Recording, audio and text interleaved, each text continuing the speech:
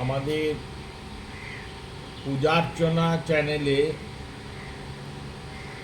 আজকে আমরা দ্বিতীয় পর্যায়ে আলোচনা করব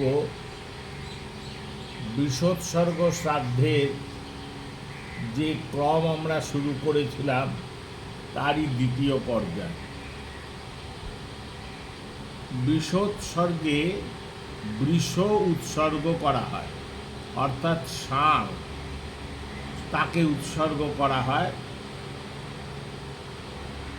এবং তার সঙ্গে বৎসতরী অর্থাৎ বাছুর বা গরু, বিশেষত বৎসতরী কথার অর্থ বাছুর, অনেক বড় গরু দিলে হবে না, তার সঙ্গে সংযুক্ত করে কোথাও চতুষ্টয় কোথাও বা একক এরকমভাবে দান করা হয়।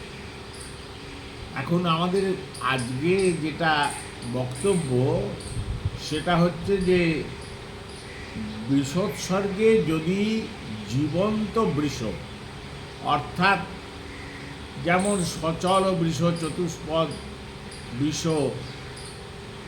জ্যান্ত ষাঁড় যাকে বলে, যদি না পাওয়া যায় বা জোটানো না যায় বা জোগাড় করা না যায়, তাহলে শাস্ত্রকাররা বৃষোৎসর্গের বিকল্প কি বলেছে। তাহলে কি বৃষোৎসর্গ বন্ধ হয়ে যাবে? না, বৃষোৎসর্গ বন্ধ হবে না, বৃষোৎসর্গ হবে। এবং তার জন্য শাস্ত্রকাররা বলেছেন যে মন দিয়ে শ্লোকটা শুনবে। বৃষৎ সৃজন কালে বৃষালাভ কথঞ্চন মৃত্তিকাস্তু দর্ভৈবা বৃষংকৃত্যা বিমোচয়েৎ। আবার বলছি, বৃষৎ সৃজন কালে বৃষালাভ কথঞ্চন মৃত্তিকাস্তু দর্ভৈবা বৃষংকৃত্যা বিমোচয়েৎ। এই পুরাণের শ্লোক, গরুড় পুরাণের শ্লোক, এটা শাস্ত্রকাররা সংগ্রহ করেছে। সেখানে বলেছে যে বৃষ উৎসর্গকালে কোনোভাবে জীবন্ত বৃষ যদি অলাভ হয়, অর্থাৎ প্রাপ্তি না হয়, তাহলে মৃত্তিকাস্তু দর্ভৈবা, মাটি দিয়ে বৃষের মূর্তি তৈরি করে, বৃষের অবয়ব তৈরি করে সেই বৃষকে উৎসর্গ করবে এবং উৎসর্গের পর প্রাণ প্রতিষ্ঠা করে উৎসর্গ করতে হবে এবং উৎসর্গের পর তাকে বিসর্জন দিতে হবে, জলেতে বিসর্জন দিতে হবে। প্রথম হচ্ছে মৃত্তিকাস্তু দর্ভৈবা, মাটি দিয়ে বৃষ তৈরি করে করা যাবে, কুশ বা দর্ভ দিয়ে বৃষ তৈরি করে তাকে উৎসর্গ করা যাবে। বৃষংকৃত্যা বিমোচয়েৎ, বৃষ তৈরি করে তাকে উৎসর্গ করো এবং তারপর তার বিসর্জন করো, এই বিকল্প বলা আছে।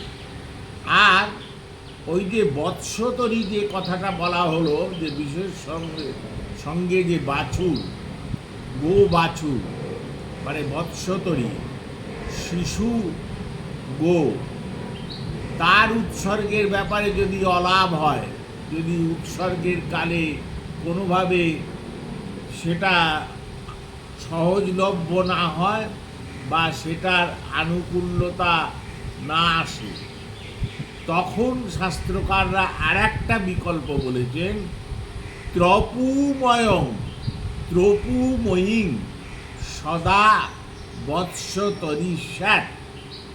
ত্রপুময়ী, মন দিয়ে শুনবেন, ত্রপুময়ী, ত্রপুময়, স্ত্রীলিঙ্গ হয়েছে ত্রপুময়ী। ত্রপু মানে কি না, আতপ চালকে বেটে ভিজিয়ে তাকে শিলে বেটে যে পিটুলি তৈরি করা হয়, পিটুলি যাকে বলে, যা দিয়ে দেখবেন এই বিবাহাদি সংস্কার কার্যে শ্রী তৈরি করা হয়, একে বলা হয় ত্রপু। সেই ত্রপু পিটুলি, চাল বাটা, সেই চাল বাটা দিয়ে বৃষও তৈরি করা যায় আবার মৎস্য তলিও তৈরি করা যায়, এই বিকল্প। কিন্তু এইভাবে বিষ উৎসর্গ করার প্রক্রিয়া শাস্ত্রে আছে। বিষ প্রস্তুত করে, প্রাণ প্রতিষ্ঠা করে, বিষোৎসর্গাদি ক্রিয়া সম্পন্ন করে কর্মান্তে তাকে জলেতে বিসর্জন করে দিতে হবে। ত্রপুময়, এটা খুব মনোসংযোগ দিয়ে জেনে রাখবেন। যারা বিষোৎসর্গ প্রায় করতে করতে যান, যে ব্রাহ্মণ সন্তানগণ, তারা জেনে রাখবেন যে বিষোৎসৃজন কালে বৃষালাভ কথঞ্চন মৃত্তিকাস্তুদর ভৈবা বৃষঙ্কৃত্যা বিমোচয়। আজ আমরা অল্প সময়ের ভেতর এতটুকুই বললাম। আগামীকাল আমরা বিষোৎসর্গের সময় নিরূপণ বলে দেব। কোন সময়ে বিষোৎসর্গ করা হয়, কোন সময় করা বাঞ্ছনীয়, আর কোন সময় করা যায় না, সেই বিষয়ে আমরা যথাসাধ্য আলোচনা করব। আজকে আপনাদের সেবায় এত দূরই আমরা নিবেদন করলাম। জয় গুরু, জয় শ্রী সীতারাম।